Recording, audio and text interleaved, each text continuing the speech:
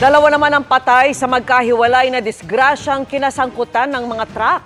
Ang isa, nasawi matapos tumalon mula sa truck na nawala ng preno kaya nang araro ng mga harang. Ang nahulikam na tagpo sa pagtutok ni Ian Cruz.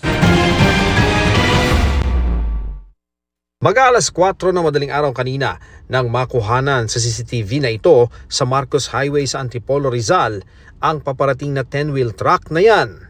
Hanggang sa ang truck inararo ang mga concrete barrier. Sa hiwalay na kuha ng CCTV sa intersection Pamarikina, kita ang pagdaan ng isa pang truck. Mabutit hindi nito nakasalpukan ang nadisgrasyang 10-wheeler na nagdire-diretso naman sa isang footbridge at nabangga ang dalawang tricycle na nakaparada. Sugatan ng truck driver pero nasawi ang kanyang pahinanteng tumalon dahil umano sa panik. Kita ko yung pahinante, tumalon, panik, patay siya. Saan po siya tumama? Sa poste. Galing daw sa Kogyo ang truck na may kargang hollow blocks. Sir, ano po nangyari? Lost brake.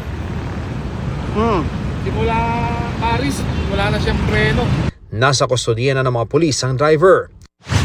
Sa Roas Boulevard, Maynila naman, duguan at wala ng buhay ng abutan ng mga otoridad sa ilalim ng 10-wheel truck na ito ang isang rider. Di patukoy ang pagkakakilanlan ng babaeng biktima dahil walang nakuhang ID at wallet ang MPD Traffic Enforcement Unit. Inimbestigahan pa ang sanhi ng aksidente pero dinala sa ospital ang truck driver. Hindi naman nagbigay ng pahayag ng dalawang pahinanteng kasama niya na tulog umano nang mangyari ang aksidente. Para sa GMA Integrated News, Ian Cruz, nakatutok 24 oras.